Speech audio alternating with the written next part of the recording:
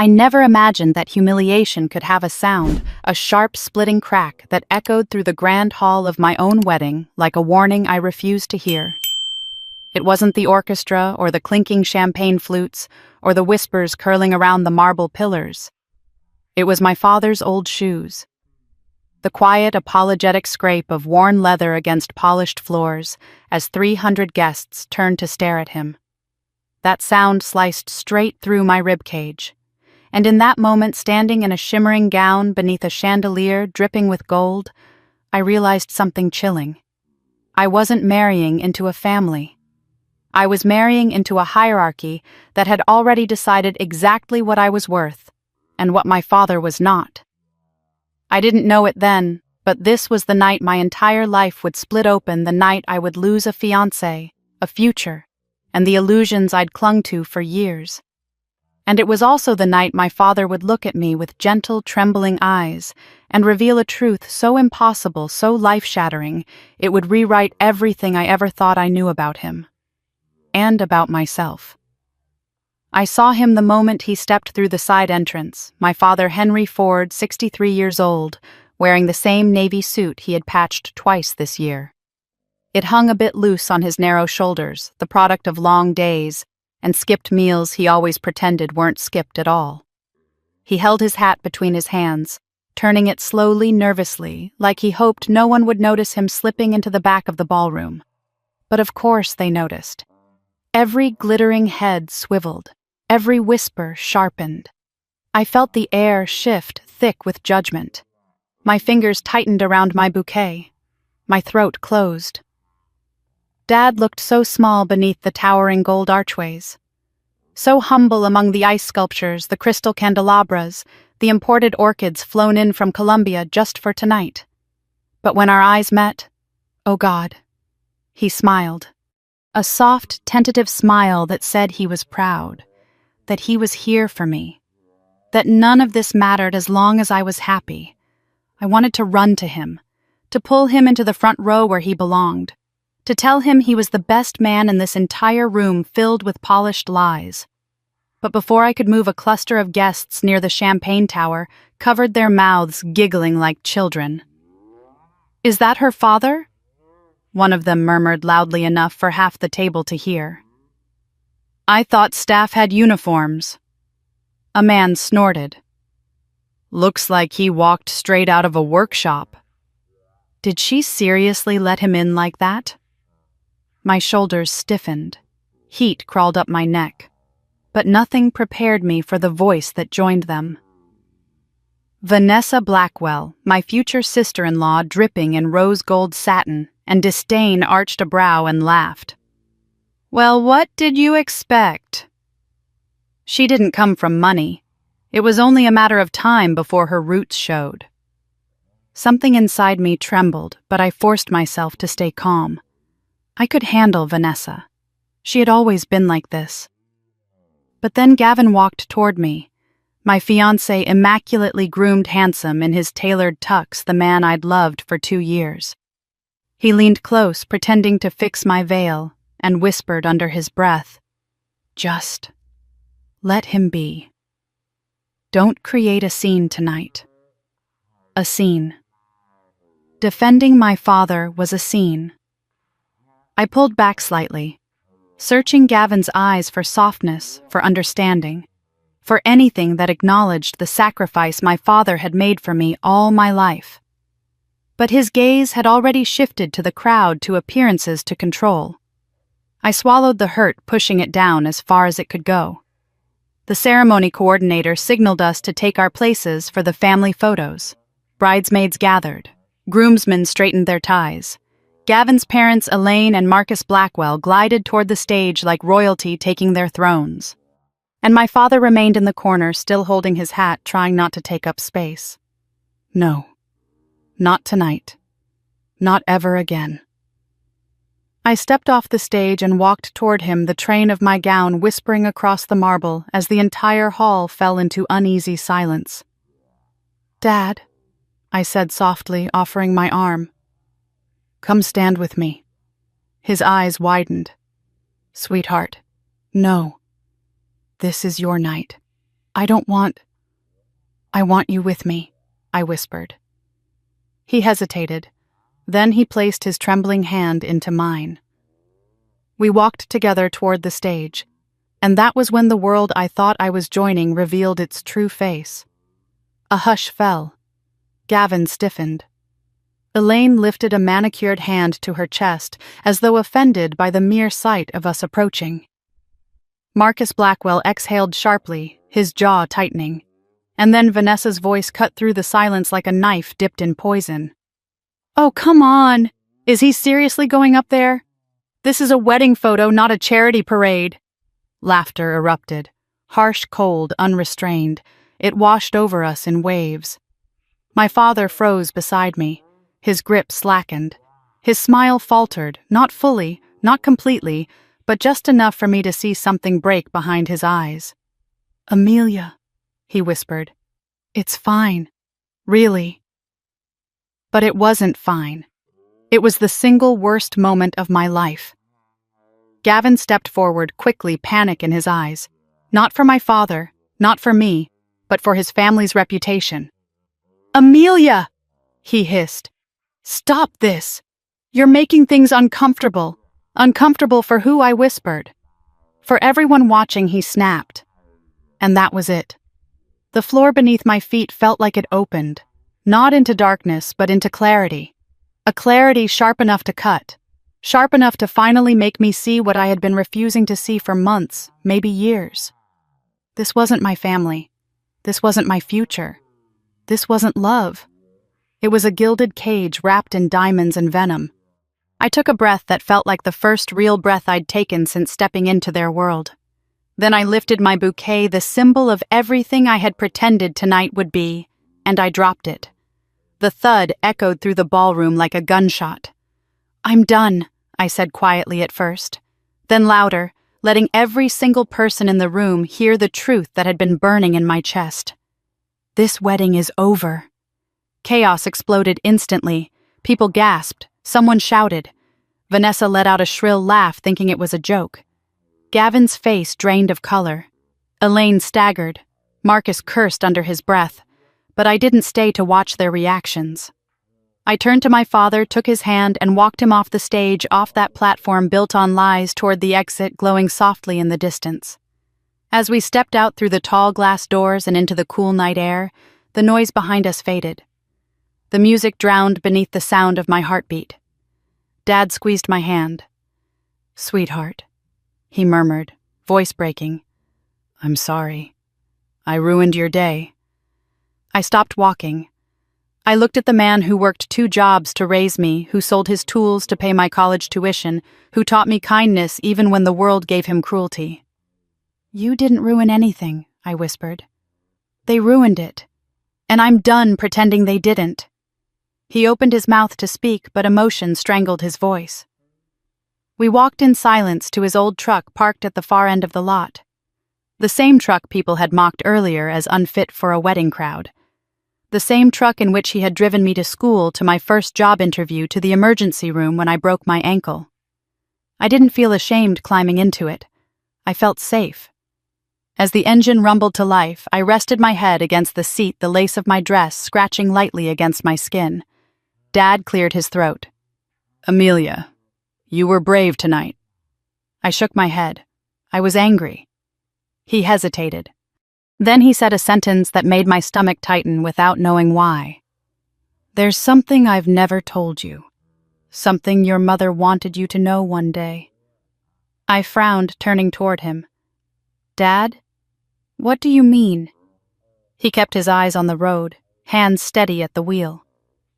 "I'll explain when we get home," he said softly. "Tonight you've lost something you thought you wanted. But you're going to gain something bigger than you ever imagined." I wanted to question him, but exhaustion pulled me under. I closed my eyes as streetlights flickered past the windows. Somewhere between the city and the coastline, I drifted in and out of sleep, dreaming of lace tearing, of whispers dissolving, of my father's hand in mine. When I opened my eyes again, we were turning into the gravel driveway of our little wooden house by the lake, the home I'd grown up in, the home that smelled like cedar and warmth and unconditional love. Dad parked, turned off the engine, and sat for a moment in silence. Then he looked at me with eyes full of something I couldn't name. "Sweetheart," he said quietly, "it's time you know the truth about our family, about who your mother was, about who I am." He paused, took a breath, and whispered with trembling certainty, "I'm not the man they think I am. And I'm not the man you think I am either." The night air felt suddenly electric around me. "What are you saying, Dad?" He reached into his coat pocket and pulled out a small silver key, the kind that belonged to a safe, not a toolbox. A key I had never seen before. My heart pounded. "I'm saying," he murmured, "that the poor old man they mocked tonight is a billionaire." I stared at him, breath stolen from my lungs. The world didn't tilt. It shattered. And for the first time that night, for the first time in months, I had no idea what tomorrow would bring. But it would not be the future the Blackwells tried to force on me. It would be something entirely new. Dad didn't say another word as he stepped out of the truck, the gravel cracking beneath his old boots. The silver key glinted faintly in the porch light, swinging gently between his fingers, as though the weight of it had been waiting years to be lifted. I followed him slowly, still half in disbelief, half terrified that I had misheard everything he'd just said. Billionaire. The word didn't fit the man walking beside me in a coat he'd owned since I was a teenager, the man who saved plastic grocery bags and reused them until the print faded. But tonight nothing made sense anymore. My life had cracked open, and the truth, whatever it was spilling out whether I was ready or not. Inside the house, the warm scent of cedar and old books wrapped around me. This place had always been my anchor, the one constant in a world that kept shifting under my feet. Dad flicked on the lamp by the sofa, casting a pool of amber light across the small living room. Everything looked the same. The photographs of Mom on the wall, her soft smile frozen in time, the crocheted blanket she made draped over the couch, the ceramic mug collection Dad swore he'd downsize but never did. It was all familiar, safe. And yet the air felt strange, charged like the moment before lightning strikes. Dad sat down slowly, placing the key on the coffee table as though it were something sacred. I sat across from him, hands clasped tightly in my lap, still wearing the remnants of my ruined wedding gown. My mascara had smudged down my cheeks, creating faint shadows beneath my eyes. I didn't care. He studied me for a long moment before speaking. "I know tonight hurt you in ways I can't take back," he said quietly. "And I know the humiliation they threw at me made you feel like you were choosing between love and loyalty. But Amelia, what happened in that ballroom wasn't your fault. And it wasn't humiliation to me. It was a reminder. A reminder." My voice cracked. "Of what, Dad?" He leaned forward, elbows resting on his knees. "Of why I've kept my life quiet. Why I've lived small, even when I didn't have to." The words tightened something in my chest. "Dad, I don't understand. You said you're a billionaire. How? When? Why would you hide something like that?" His eyes softened. "Sit back, sweetheart. Let me explain." I drew a breath and nodded, bracing myself. "It started long before you were born," he began. "Your mother and we didn't come from the same world either. Catherine was brilliant, sharp as a tack. She could read a balance sheet like poetry. She worked her way up every ladder she touched, got promoted faster than anyone expected. She caught the attention of people who weren't used to hearing no. And she wasn't afraid to say it. A heaviness settled over him as he spoke her name. She wasn't born wealthy. But when her parents passed away, she inherited a sizable amount properties, stocks, an early investment in a tech company before it exploded. She didn't let the money make her arrogant. She used it to build a future. And she trusted me to build one with her." He smiled faintly. "I didn't care about the money. I cared about her. But she was smart. She knew wealth changed people, and she didn't want it changing you." My breath caught. "You kept everything from me because of Mom." He nodded. She asked me to. She wanted you to grow up grounded, compassionate, unspoiled. She didn't want you to attract people who only saw dollar signs. Something inside me twisted. Suddenly, Gavin's face, his perfectly controlled smile, the cold flicker of annoyance whenever my father spoke, felt like a warning I should have noticed. Dad continued. So I lived simply, wore old clothes, drove the same truck. I kept every account private and every investment quiet. I didn't want the world to look at you and see opportunity. I wanted them to see you. The truth hit me hard. You did all of that for me. He reached out, taking my hand gently. I did it because it was the only promise I made to your mother that I knew I could keep. Tears stung my eyes again, but this time not from humiliation. From gratitude, from grief, from the feeling of finally seeing my father's heart clearly. Before I could speak, Dad's expression shifted, something deeper, heavier clouding his eyes. There's more you need to know, he said softly. And tonight proved its time. He picked up the key from the table and stood. I followed him down the hall past the framed photos and the faded wallpaper to the small locked room he'd always kept off limits. When I was a child, I thought it held Christmas presents or something fragile. As I grew older, I stopped asking. I respected his privacy. Now the truth was waiting behind that door. Dad inserted the key, turned it, and pushed the door open. A soft click echoed through the hallway. Inside, the room smelled of old paper and cedar. A single desk lamp illuminated stacks of files, notebooks, envelopes, and a black steel safe bolted to the floor. Dusty shelves lined the walls, but everything inside the room was meticulously organized, years of purpose, hidden behind a locked door. Dad walked straight to the safe and knelt down. This, he said, touching the handle, is why I'm telling you everything. He entered a combination I'd never seen him use, and with a slow metallic groan, the safe opened. My breath hitched. Inside were documents, thick-bound financial statements, legal contracts, property deeds, a navy blue folder embossed with the logo of a major tech giant, a collection of sealed envelopes, each labeled with dates that spanned decades. And on top of everything else lay a photo of my mother smiling at the camera, her hand resting protectively over her pregnant belly. I pressed a hand to my chest. Dad, this is your inheritance, he said softly. The one thing your mother wanted to protect. And the reason I let those people mock me tonight? I stared at him, confused. What does any of this have to do with the wedding? His voice dropped lower. Because if I had shown up in a tailored suit, or stepped out of a luxury car, or if anyone knew who I really am, you would never know who they really are. He paused. You wouldn't have seen their cruelty. The truth sank into me slowly, painfully. He'd allowed their insults, their disdain, their humiliations. He let them reveal themselves to me. You let them treat you like that, I whispered. You let them humiliate you, just to show me who they were. He nodded. They needed to show you, not me. A sob caught in my throat, not a weak one, a wounded, guttural sound that clawed its way out as the reality of everything crashed down over me. Dad reached for my shoulders, steadying me.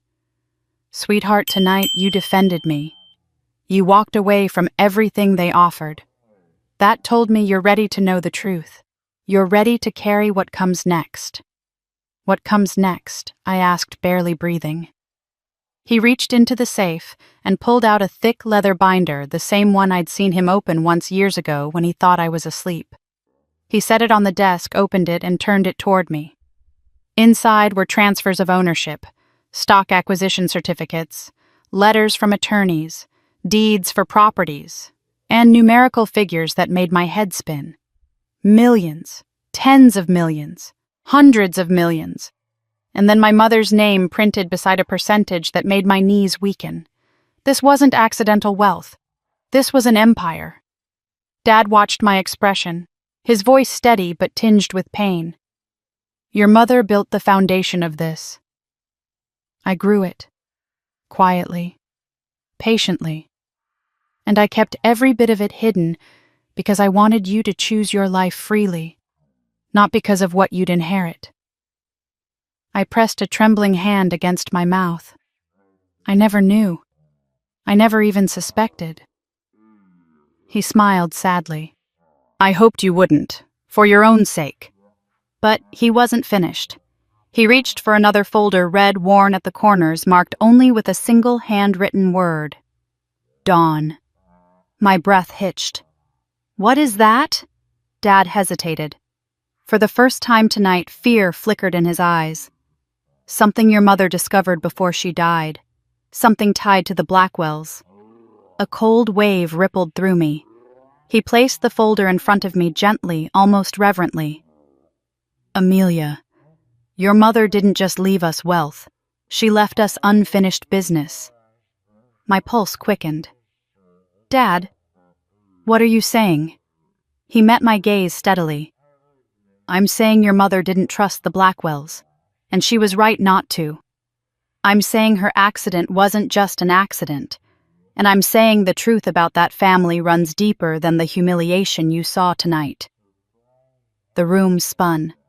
My father, my quiet, gentle, selfless father, had been living with a secret that could destroy an empire, a secret that now belonged to me. I gripped the edge of the desk, trying to steady myself. Why tell me now? I whispered.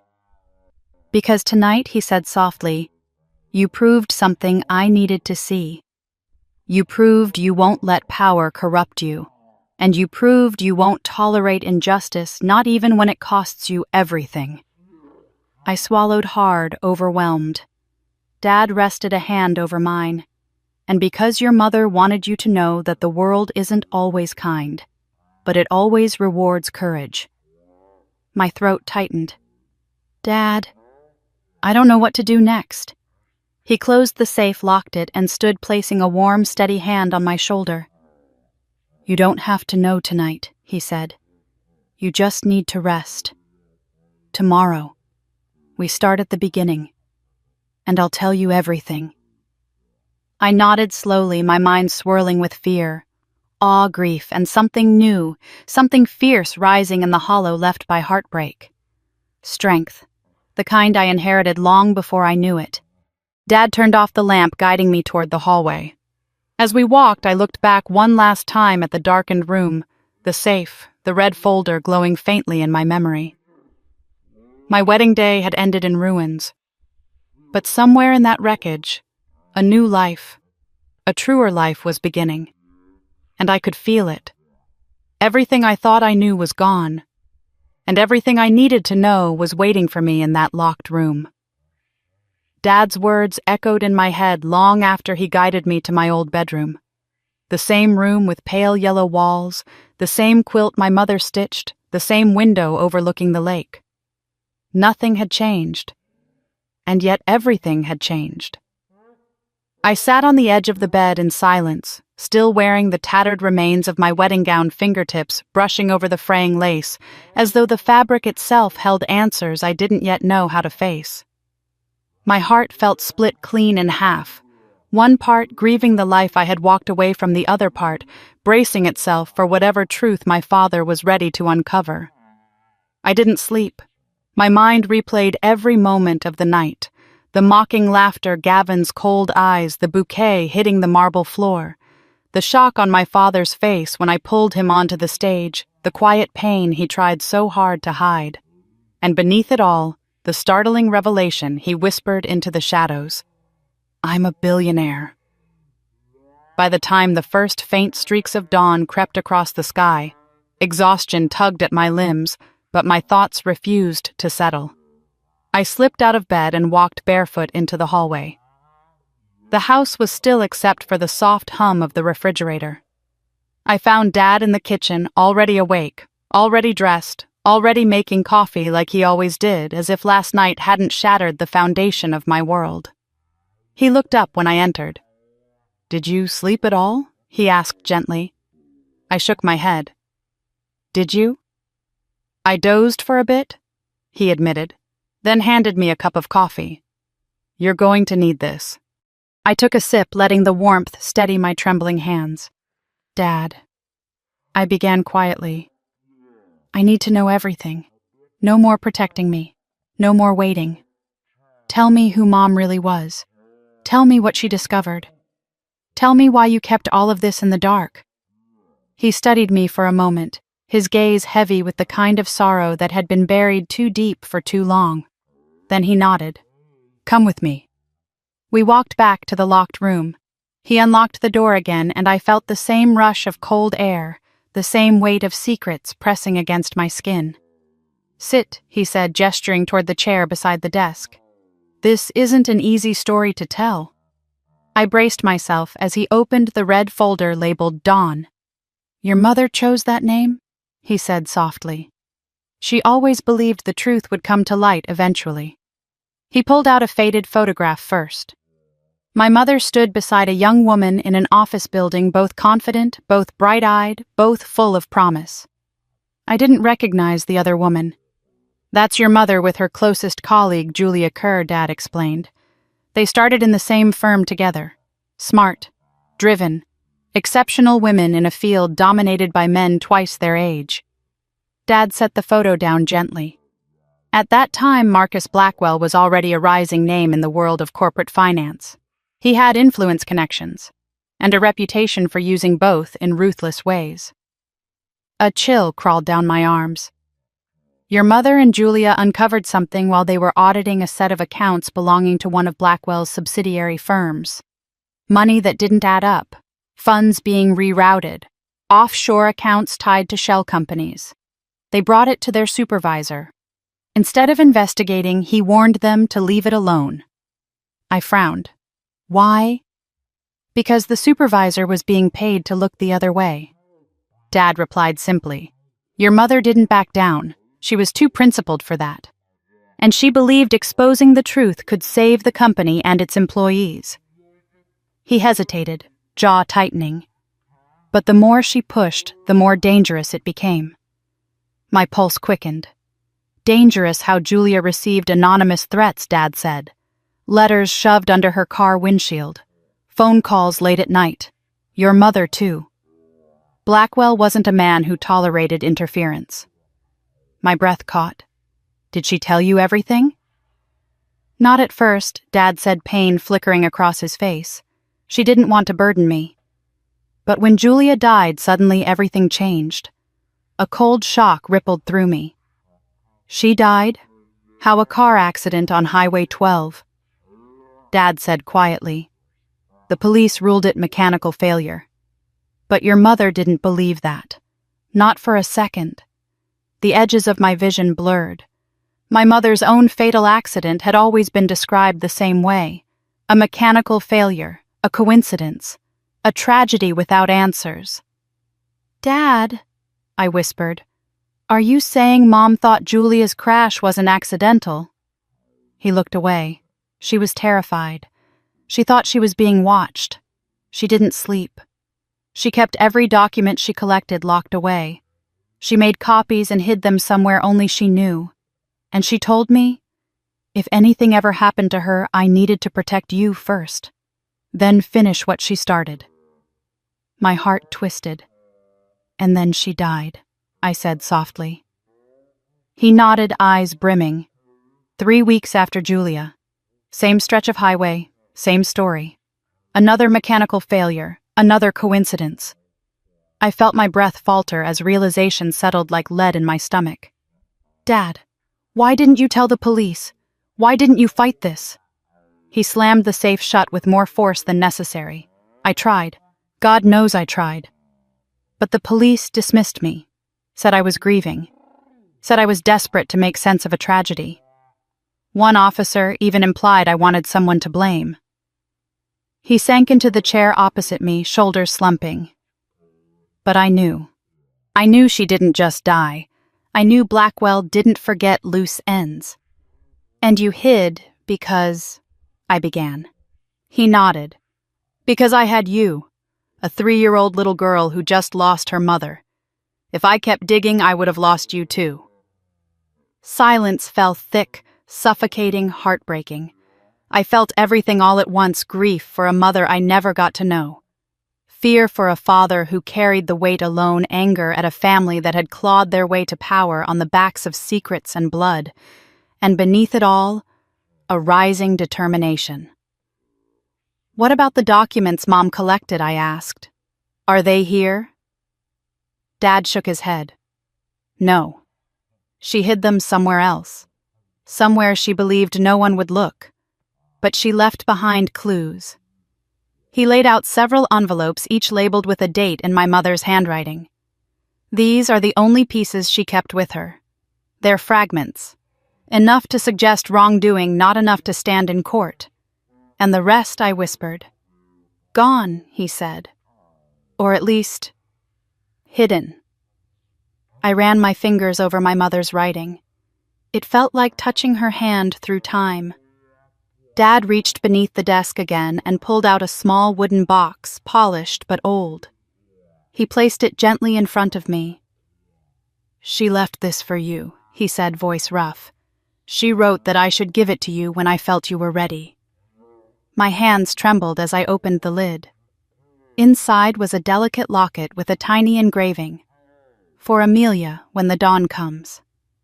I opened it carefully. Inside was a folded slip of paper, yellowed at the edges. I unfolded it slowly. "Amelia, the truth is not a weapon. It is a lantern. One day, you will need it. Let it guide you. Love, Mom." Tears slipped silently down my face. I clutched the locket to my chest, feeling a connection I'd longed for my entire life. Dad rested a hand on my back. "Your mother believed in justice. She believed in your future. She believed the truth would find its way through you." I wiped my cheeks. "Dad, why did you finally tell me everything tonight?" He let out a shaky breath. "Because last night when I saw you walk away from the Blackwells, when I saw your strength, I knew you were no longer the child I needed to protect. You were the woman Catherine knew you'd become." I swallowed a lump in my throat. "And what happens now?" He looked at me with a resolve that felt like steel. "Now we follow your mother's trail," he said. "Now we uncover what she couldn't. Now we finish what she started." A fierce spark ignited in my chest. Anger, purpose, vengeance, and a deep, unwavering love for the woman whose shadow still lived in every corner of this house. But Dad wasn't finished. "There's something else," he added quietly. "Something important. Something I couldn't tell you until I knew you were ready." He opened another drawer and pulled out a slim stack of documents. "These are early ownership records," he said. "Your mother bought shares in what eventually became Blackwell Realty Holdings. Before Marcus Blackwell took it private. Before he rewrote the company's entire structure." I stared at him. "Are you saying Mom owned part of the Blackwell empire?" A slow, grim smile touched his lips. "She didn't just own part of it. She owned enough to challenge their claim to everything." My mind reeled. "Then why don't they know?" His smile grew darker. "Because she bought them under a pseudonym. And I continued the purchases quietly over the years. Hidden. Untraceable. Waiting." I stared at him in disbelief, waiting for what I whispered. For the moment, the Blackwells crossed a line we could no longer ignore. The wedding, the humiliation, the cruelty. The line had been drawn. Dad placed a hand on my shoulder. "Sweetheart, they have no idea who they insulted last night, no idea what your mother left behind, no idea what you are now entitled to claim." I felt my breath catch. "Claim, Dad? What exactly are you saying?" He met my gaze steady and calm. "I'm saying, Amelia, you're not just my daughter. You're not just Catherine's daughter. You are the rightful heir to a portion of the Blackwell empire. And if we uncover your mother's full evidence—" He paused, eyes burning with purpose. "You won't just claim a piece of it. You could take it from them entirely." A chill ran down my spine. Not fear, not caution, but something deeper. Destiny. Dad closed the folder gently as though sealing a pact. "You walked away from that wedding with nothing," he said softly, "but you walked towards something far more powerful." I held the locket tightly. "The dawn," I whispered. He nodded. "Your mother always knew it would come." Outside the window, sunlight finally broke over the lake, scattering gold across the surface. A new morning, a new truth, a new beginning, and I felt it deep in my bones that I was no longer running from the Blackwells. I was walking toward them. The morning after my father revealed the truth felt strangely quiet, as if the world was holding its breath while waiting to see what I would do with everything I had learned. Sunlight filtered through the curtains in thin, shimmering lines, casting a warm glow across the living room. Dad sat at the kitchen table, reading glasses perched low on his nose, sifting through a stack of old documents like a man returning to a battlefield he once fled. I stood by the window sipping coffee that had long gone cold, staring out at the lake. The water was impossibly still. A mirror. A question. Who was I now? Last night, I was a bride walking away from a future built on lies. Now I was the daughter of a woman who died protecting a truth she never got to reveal. The daughter of a quiet billionaire who had spent decades hiding in plain sight. And somehow, without wanting it, without preparing for it, I had become the only person left who could finish what she started. I turned to Dad. "We can't do this alone." He looked up from the papers. "I know. Then we need help." My voice sounded steadier than I expected, fueled by a fire that had grown slowly through the night. "Someone who can dig where we can't. Someone with resources." Dad nodded thoughtfully. "Not many people I trust with this." "We don't need many," I said. "Just the right one." His lips quirked in a knowing half-smile. "I have someone in mind." He reached for a dusty Rolodex from the top shelf, a relic from another era, and flipped through the cards with practiced fingers until he found the one he wanted. He handed it to me. "Her name is Olivia Reyes," he said. "Your mother mentored her once years ago, sharp as a blade, strategic, quiet. And she never forgave what happened to Catherine." I studied the name. "Is she still in the industry?" "Private investigations," he said. "She left her corporate job after seeing too much corruption. Now she handles cases most people wouldn't dare touch. Will she help us?" Dad's eyes softened. "She'll help you. You're Catherine's daughter." We dialed her number. It rang twice. Reyes. Her voice was cool, precise. Someone used to navigating dangerous territory. "Olivia." Dad said, "It's Henry Ford." A long pause followed. "Henry," she said finally, tone shifting into something softer, heavier. "What do you need?" "I need you to come to the house." Another pause. "I'll be there in an hour." Dad hung up, leaning back in his chair. "Brace yourself," he said. "She's a force." An hour later, a sleek charcoal sedan pulled into our driveway. A woman stepped out, early 40s, tall, poised, her dark hair pulled into a sharp ponytail.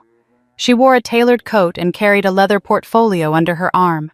She moved with the quiet confidence of someone who knew how dangerous the world was and had learned to walk through it anyway. When she entered the house, her eyes landed on me first. She studied me, really studied me, as though comparing me to someone she once knew. "You're Catherine's girl," she said. I swallowed. "Yes. Amelia." She nodded once, then turned to Dad. "Why now? After all these years?" "Because they came for her again," Dad replied. "Not with threats, with insults, humiliation." And Amelia stood up, walked away. Olivia's eyes flicked to me with renewed interest. "Good," she said. "Catherine would have wanted that." We sat at the table. Dad slid the red folder toward her. She opened it, flipping through the documents with a sharp, focused intensity. She paused at certain pages, frowning, tapping her finger on margin notes my mother had written. After several minutes, she closed the folder and exhaled. "This isn't everything," she said. "These are fragments. Enough to raise suspicion, not enough to burn them." "We know," I said quietly. "Mom hid the rest." Olivia nodded. "The evidence she collected, if it still exists, would be explosive. The Blackwell empire is built on clean optics and ruthless secrecy. If Catherine found a crack..." She leaned back. "Then we're looking at financial fraud, money laundering, falsified audits, offshore accounts. Crimes that could dismantle them entirely." Dad's jaw clenched. "That's why she died." Most likely, Olivia agreed. My hands tightened around my coffee cup. "So what do we do?" Olivia folded her arms.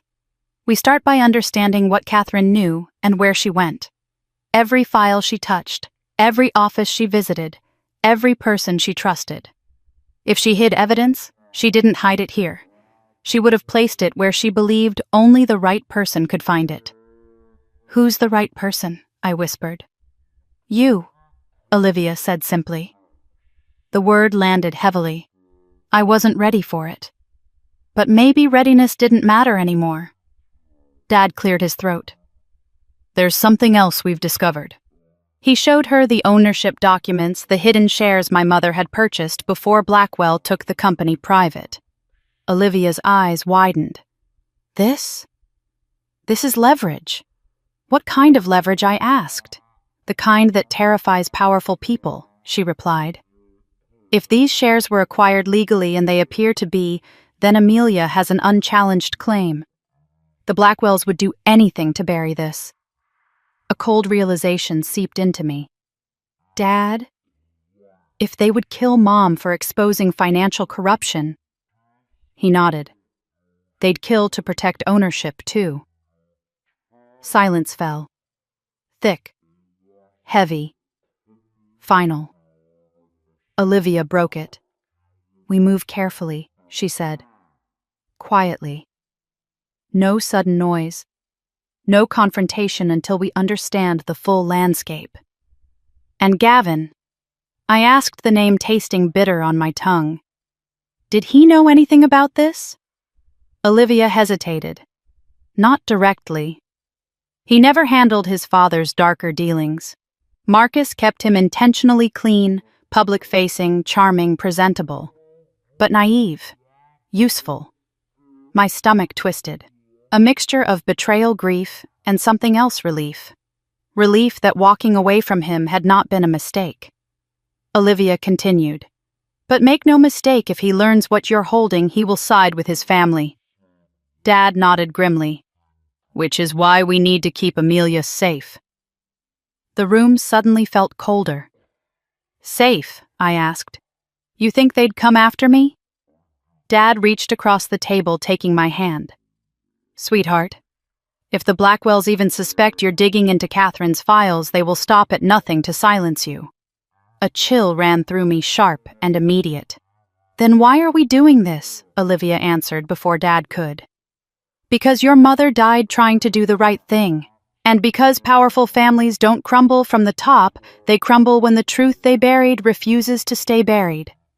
I swallowed hard. "So where do we start?" She opened her portfolio. Inside were neatly organized documents, maps, photographs, old employee records. "I've spent years quietly gathering fragments of my own," she said. Information about the Blackwell network, their shell companies, their offshore accounts, their charitable fronts, even some of their partners. She laid a photograph of Marcus Blackwell on the table, smiling confidently beside a charity banner. "A man who hides behind philanthropy is almost always hiding something bigger," she said.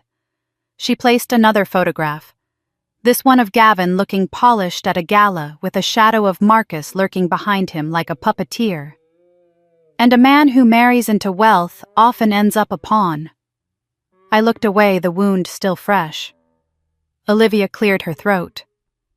"There's a location your mother visited repeatedly in the weeks before her death, a storage facility near the old financial district. She made payments in cash. No rental agreements in her legal name. But the timing lines up with the days she told you she was working late. My breath caught. You think she hid the missing evidence there? It's possible, Olivia said. It's the strongest lead I've found. Dad nodded slowly. I avoided that place for years. Too many painful memories, too much fear about what I might find. I placed a hand on his arm. Then we'll do it together. Olivia closed the folder. We go today.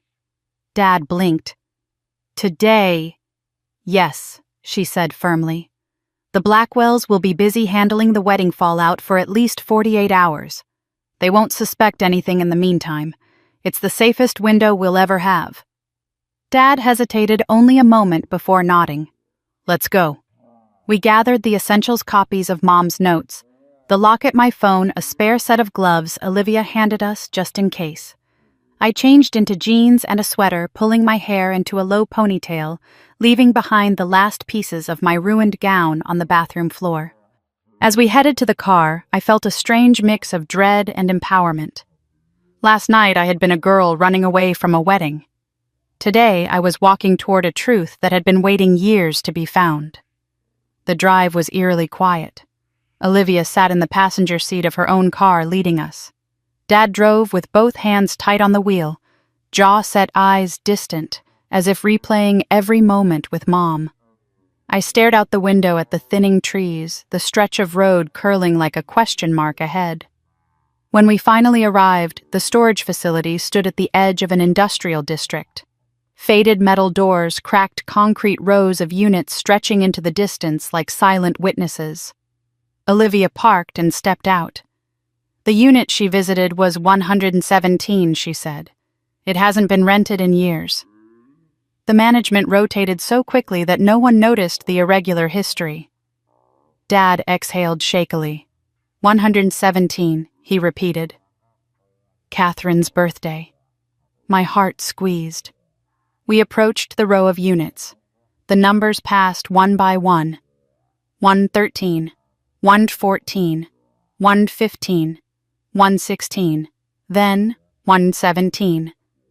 The metal door was rusted, padlocked cobwebs clinging to the corners. Olivia kneeled down, inspecting the lock. This looks original, she said. No signs of forced entry. Whatever she placed inside, it's still here. She stood. Ready. I looked at Dad. He nodded. Olivia snapped the lock open with a tool, and together we lifted the door. Dust swirled in the stale air. Inside the unit was a single wooden trunk. Nothing else. My hands shook as I stepped forward. Dad placed a stabilizing hand between my shoulder blades. Go ahead, sweetheart, he whispered. She meant this for you. I knelt before the trunk and slowly lifted the lid. The smell of old paper and lavender drifted out. Inside were file folders, photographs, USB drives, notebooks, and on top a single envelope with my name written in my mother's elegant script. My vision blurred instantly. I picked it up with trembling fingers. Amelia. Dad knelt beside me, eyes shining. Olivia watched silently, respectfully. I opened the envelope and unfolded the letter inside. My hands trembled as I read my mother's words for the first time in decades, words she had written for a future she hoped I would one day be strong enough to face. And as her voice reached across time and loss to speak to me, I knew without a shred of doubt this was only the beginning. The paper trembled in my hands long before I realized it wasn't the paper. It was me.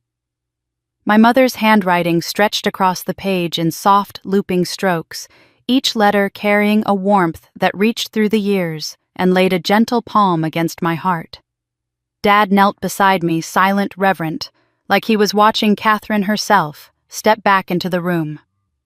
Olivia stood near the entrance of the storage unit, her sharp gaze softening as she sensed the shift in the air. I drew a breath and began reading.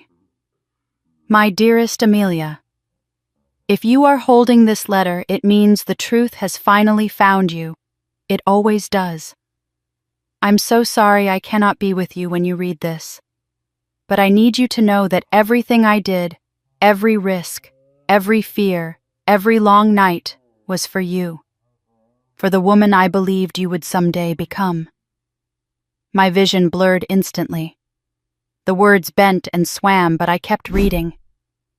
I have uncovered something dangerous, something powerful men would rather die than let the world find out. If they cannot silence me, they will try to silence the truth itself. So I am leaving pieces of that truth behind, hidden where greed cannot reach, and where courage will eventually lead you. Dad exhaled shakily beside me. I felt his hand on my shoulder, anchoring me, grounding me as I swallowed back the knot rising in my throat. The letter continued. Do not be afraid, Amelia. Fear is what they count on. You must be brave where I no longer can be. You must see what I can no longer show you, and you must protect what I can no longer guard. The words blurred again. I blinked them into clarity. There is someone you will need, someone who loves you enough to walk beside you through darkness and dawn. Your father. He may appear ordinary to the world, but he is extraordinary in the ways that matter. Trust him. Always. My heart cracked. Dad covered his mouth, shoulders trembling. Love. Mom. My hand drifted to my chest, to the small locket still warm against my skin. I held the letter close, absorbing every word, every ounce of my mother's voice echoing across a lifetime of silence. When I finally looked up, Olivia's eyes glistened not with tears, but with a fierce, protective energy. She nodded at the trunk. We need to see what else she left. Dad helped me place the letter back in its envelope, then gently shifted the trunk's contents so we could sort through them. The air inside the storage unit seemed to grow thicker with each layer we peeled back, each secret that emerged from the dust. The first stack of documents was straightforward bank transfers, financial statements, copies of shell company filings, a map of money trails, evidence of fraud. Olivia's eyes narrowed. She was tracking the Blackwell offshore network. Some of these names, they're still active. Dad pulled out a folder labeled Marlin Group. This was one of their earliest shell companies, he said quietly. Marcus funneled millions through it during the acquisition years. And hid it as real estate assets, Olivia muttered. Typical. I sifted deeper and found a black notebook. I opened it carefully. Inside were my mother's handwritten notes.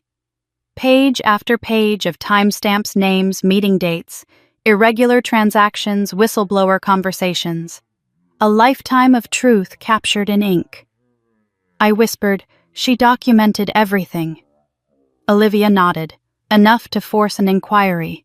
Enough to destroy them. Enough to get her killed. Dad added, voice breaking. We kept going.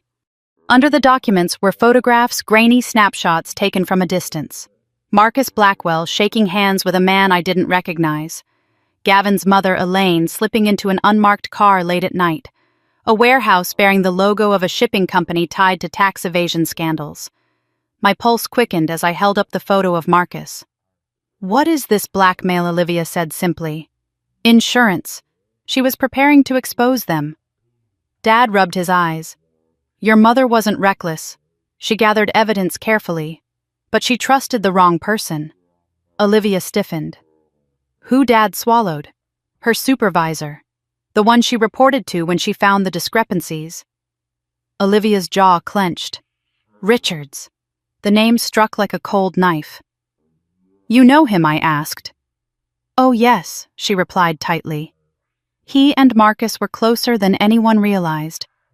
Catherine, trusting him, sealed her fate. I felt the room tilt slightly. The ground beneath my knees felt unstable, as though the truth was pulling at me, unraveling the version of my childhood I had believed in. I pushed further into the trunk. At the bottom was a small metal lockbox. With trembling hands, I lifted it out. Dad, I whispered, do you know what this is? He stared at it. She bought that box the week before she died. She wouldn't tell me what was inside. The lockbox had no key. Olivia reached into her coat and pulled out a slim tool, slipping it easily into the keyhole. Within seconds, the latch clicked open. Inside was a single USB drive, a tiny, innocuous object. But the moment Olivia saw it, her breath caught. "This may be everything," she whispered. "If she digitized the files she couldn't carry or hide physically." Dad sank onto a nearby crate. My God. I turned the USB over in my hand. It was unmarked. "Do we open it now?" I asked. Dad nodded slowly. "Not here. It might carry security risks. And we don't know what protections she put on it." Olivia agreed. "We take it home. I have equipment that can open it safely." We packed everything carefully, layering documents, notebooks, and drives into Olivia's reinforced briefcase. When we lifted the trunk's lid to close it, I noticed something wedged in the back corner.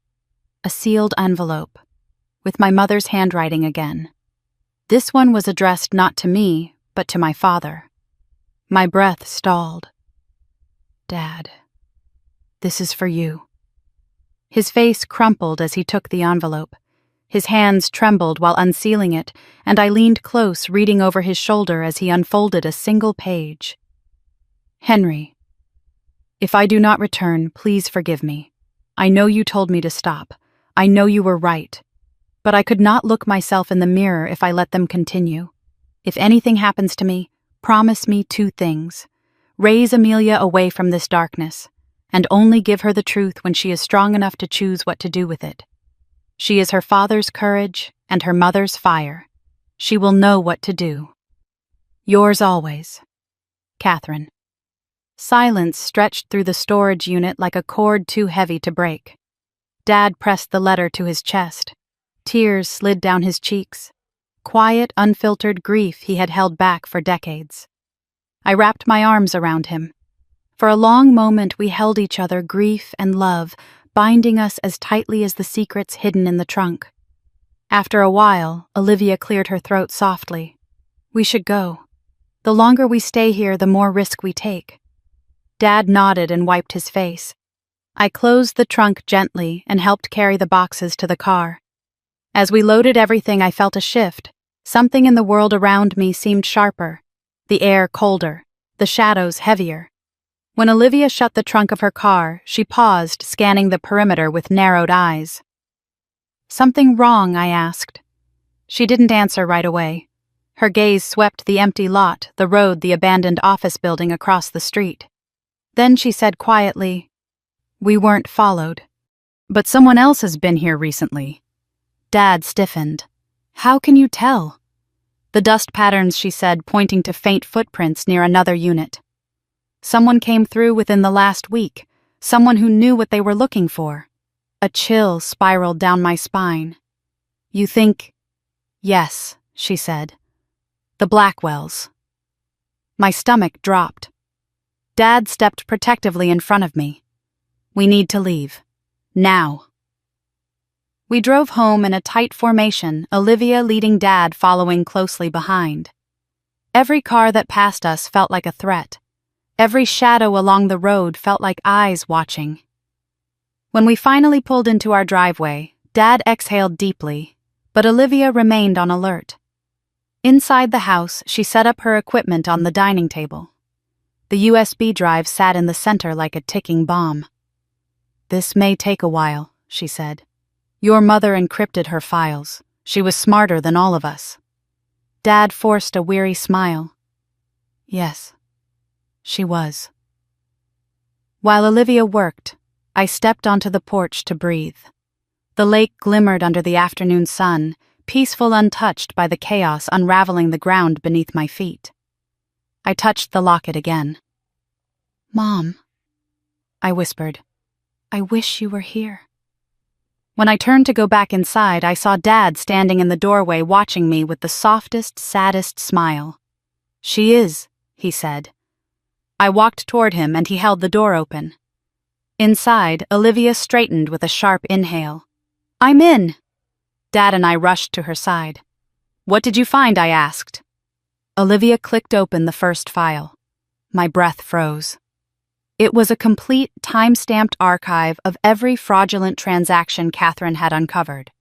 Names, dates, locations, offshore transfers, Shell corporations, bribes, all tied back to one man, Marcus Blackwell. Olivia pulled up the next file. Emails, threats, and then my heart stopped. Proof that the mechanical failure in my mother's car had been staged. My father's hand closed around mine, trembling. Olivia whispered, "Amelia, this is enough to destroy them." I stared at the screen pulse hammering. The Blackwell empire wasn't just corrupt, it was built on blood, and my mother had died trying to expose it. A slow, fierce heat ignited in my chest. Not rage, not vengeance, but something deeper. Purpose. I looked at Dad. "They took everything from her," I said softly. "And from you," he replied. I nodded, jaw steadying. "Then it's time," I said. Dad swallowed. "Time for what?" I met Olivia's eyes. To finish what she started. The decision settled inside me with a weight that was neither crushing nor frightening, but clarifying like a storm passing over water and revealing the reflection beneath. I stood in the center of the living room, the glow of Olivia's laptop still illuminating the final file we'd opened, and I felt something shift deep in my chest. The truth wasn't abstract anymore. It wasn't a theory. It wasn't a suspicion whispered in the dark. It was here, undeniable, staring back at me in timestamps, dollar trails, encrypted messages, and most damning of all, the evidence tying my mother's death to the Blackwell empire. Dad closed the laptop gently, as if shutting the lid might soften the blow of what we now knew. Olivia leaned back in her chair, her expression unreadable, though her eyes burned with the same sharp fire that had been growing inside me since the moment I walked out of my ruined wedding. "We have enough to go public," she said. Dad stiffened. "No, not yet." I looked at him. "Dad." He shook his head resolute. "If we release this now without a plan, without knowing who the Blackwells have in their pocket, it could backfire. They have lawyers, influence, media contacts, money, and desperation." Olivia nodded slowly. "He's right. They'll bury this before it reaches a courtroom."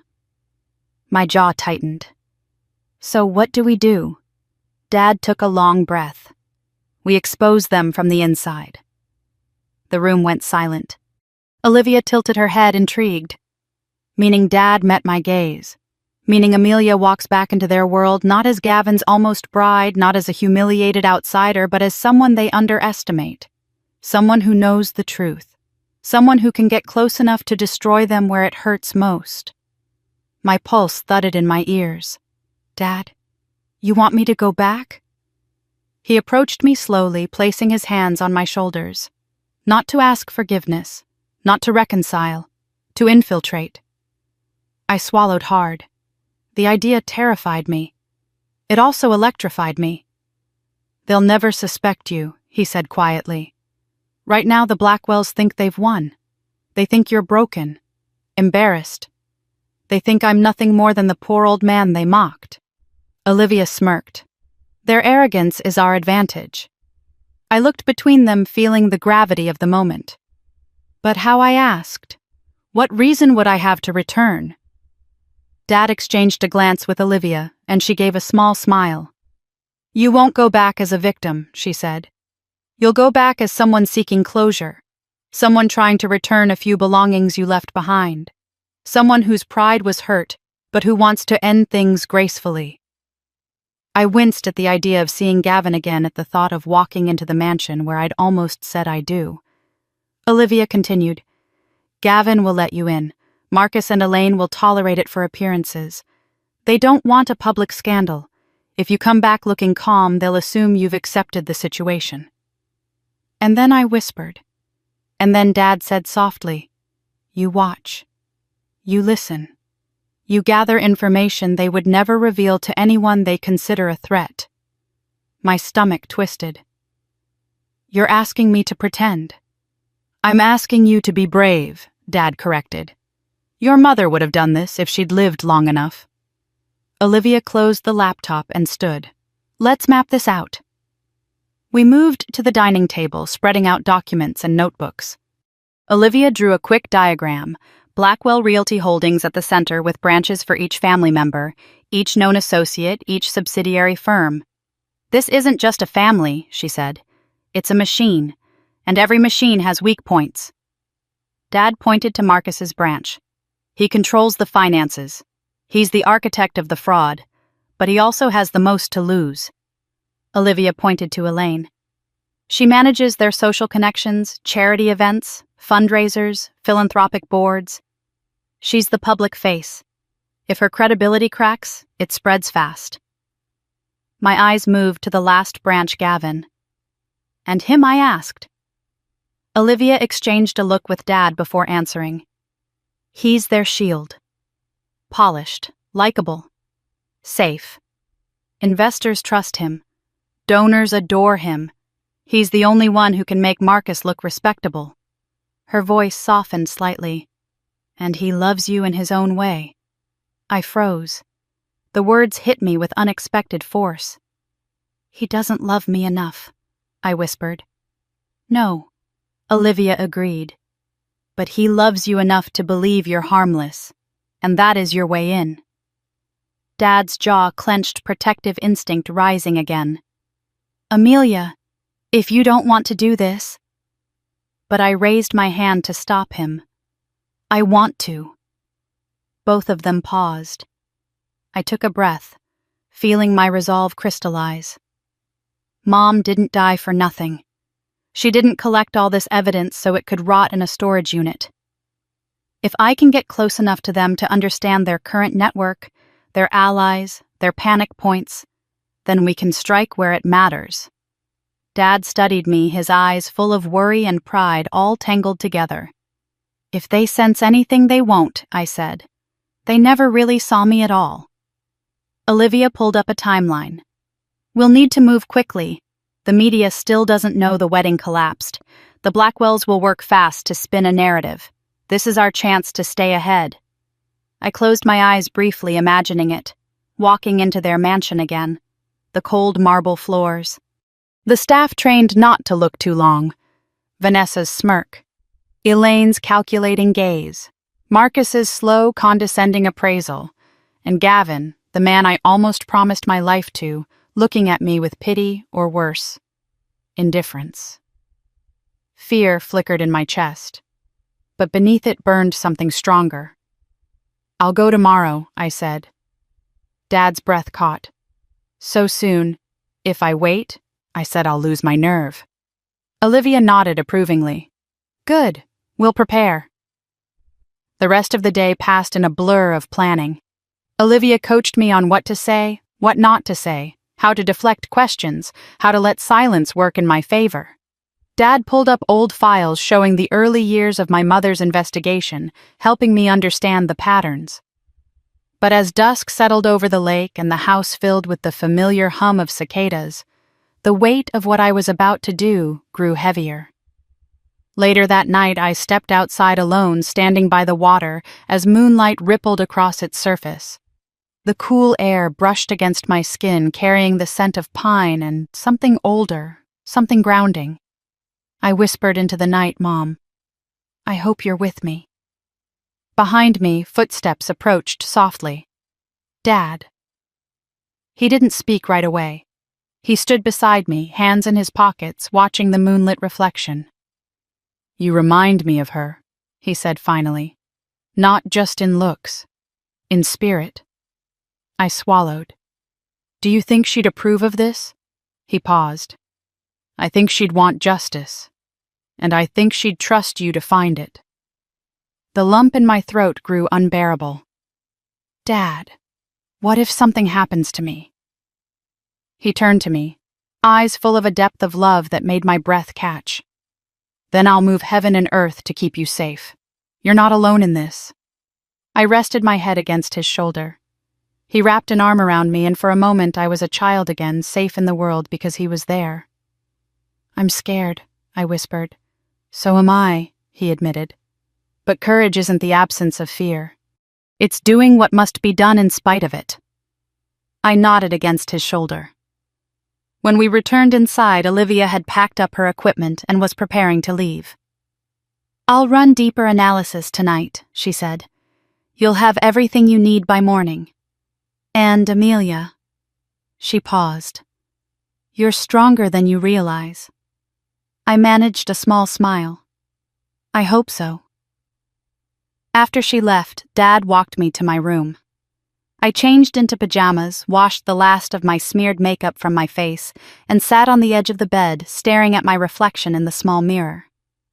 I didn't look like the woman who had stood in a ballroom full of laughter and shame. I didn't look like the woman who had just learned her mother was murdered. I didn't look like the woman who was preparing to return to the place where everything had fallen apart. I looked like someone new, someone forged in a single night. A knock at the door gently pulled me from my thoughts. Dad peeked in.